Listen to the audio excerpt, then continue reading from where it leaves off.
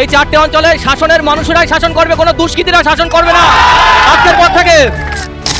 ভোটের আগে ফের উত্তপ্ত হারোয়া বিধানসভার অন্তর্গত পলতি বেলিয়াঘাটা অঞ্চল।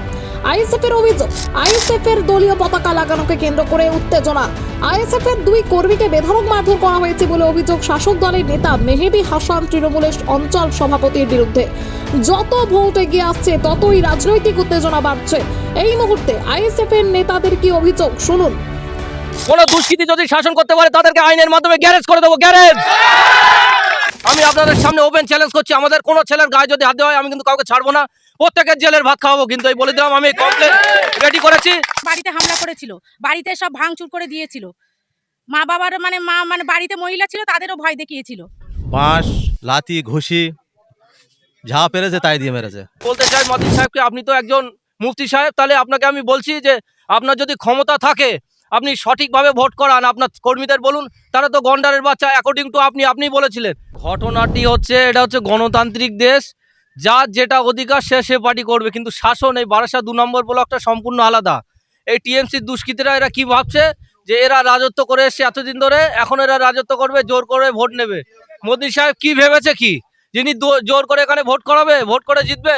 ওরা দেখছে যে ওদের পায়ের মাটির তলা থেকে মাটি সরে গেছে, পায়ের তলা থেকে মাটি সরে গেছে, তা ওরা ইচ্ছাকৃতভাবে আমাদের ছেলেদেরকে মারধর করছে। আমাদের দোষ কি? আমরা দুগদিয়াতে আজকে বারাসা 2 নম্বর ব্লকের আপনার ফলতি বেলেঘাটা অঞ্চলে দুগদিয়া গ্রামে আমাদের ছেলেরা পার্টির ইন্ডিয়া সেকুলার ফ্রন্টের পতাকা মারছিল। এইটা হচ্ছে আমাদের দোষ। তাহলে গণতান্ত্রিক দেশে আমরা কি আমাদের অধিকার প্রয়োগ করতে পারবো না? এটা কি আমাদের দোষ হয়ে গেল? তাই বলে আমাদের মারধর করতে হবে? আমাদের একটা ছেলেকে এত মার মেরেছে, মেরে তাকে নিয়ে চলে গেছিল, পাওয়া যাচ্ছিল না, পরবর্তীতে তাকে পাওয়া গেছে। সে এখন তাকে ডক্টর দেখানোর পরে সে শাসন থানাতে আটকে আছে। আরেকজন ভাই এখানে আছে, তাকেও মারধর করেছে প্রচুর। আমি বলতে চাই মতিন সাহেবকে, আপনি তো একজন মুফতি সাহেব, তাহলে আপনাকে আমি বলছি যে আপনার যদি ক্ষমতা থাকে আপনি সঠিকভাবে ভোট করান, আপনার কর্মীদের বলুন, তারা তো গন্ডারের বাচ্চা অ্যাকর্ডিং টু আপনিই বলেছিলেন, তাহলে তারা ভোটটা করাক ছাগলের বাচ্চার সঙ্গে। তারা আপনি বলেছিলেন আমরা আইএসএফ কর্মীরা হচ্ছে ছাগলের বাচ্চা, তাহলে ছাগলের বাচ্চাকে এত ভয় পাচ্ছে কেন? এত মারছে কিসের জন্য? তাদের এত যদি সাহস থাকে তারা সঠিকভাবে ভোট করাক না। আপনি কি ভয় পেয়ে গেছেন নাকি যে আমাদের ছেলেদেরকে মারধর করছেন? আমি আপনাদের সামনে ওপেন চ্যালেঞ্জ করছি, আমাদের কোনো ছেলের গায়ে যদি হাত দেওয়া হয় আমি কিন্তু কাউকে ছাড়বো না, প্রত্যেকের জেলের ভাত খাওয়াবো। কিন্তু এই বলে দিলাম, আমি কমপ্লেন রেডি করেছি, শাসন থানাতে জমা দেওয়া, যতক্ষণ না অ্যারেস্ট না করাবে আমরা কিন্তু শাসন থানা থেকে নড়বো না। আমরা কমপ্লেন রেডি করেছি, যারা মারধর করেছে আমাদের কর্মীদেরকে আমরা থানায় গিয়ে কমপ্লেন করবো এবং তাদেরকে অ্যারেস্ট করতে হবে। আমাদের এটাই দাবি, থানার কাছে আমরা জানাবো। ফেলাক মারছিল, তখন আমার ভাইরই সব দুষ্কৃতী, তৃণমূলের দুষ্কৃতীরা আমার ভাইকে মেরেছে। আমার একটা ভাই এরকম করে, আমার বাবা সিপিএন করতো, সিপিএন এর আমল থেকে আমার বাবা তাড়িয়ে দিয়েছিল। আমার একটা বোন প্রেগনেন্ট ছিল, সেই বোনটার বাচ্চা মারা গেলি তাও আসতে দেয়নি, তৃণমূলের দুষ্কৃতীরা মেরে আমার বাবাকে তাড়িয়ে দিয়েছিল। তাড়িয়ে দেওয়ার পরে তারপরে আবার ফের ওরকম বাড়িতে হামলা করেছিল, বাড়িতে সব ভাঙচুর করে দিয়েছিল। মা বাবার মানে বাড়িতে মহিলা ছিল, তাদেরও ভয় দেখিয়েছিল।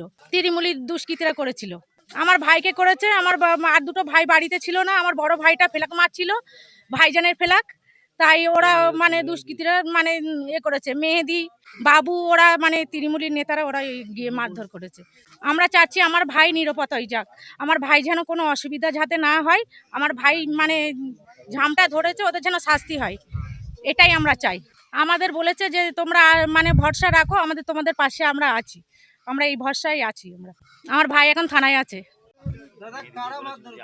টিএমসির হারবাদ মাইনি ও মেহেদি আর ওর দলবল সঙ্গভঙ্গ নিয়ে হঠাৎ নেমেই আক্রমণ, বাঁশ লাথি ঘুষি যা পেরেছে তাই দিয়ে মেরেছে।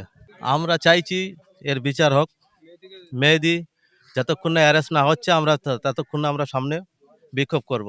দুজনকে ওরা 20-25 জন এসছে প্রথম, তারপরে আরও এসে মারধর এলিবিলি যা পেরেছে তাই মেরেছে।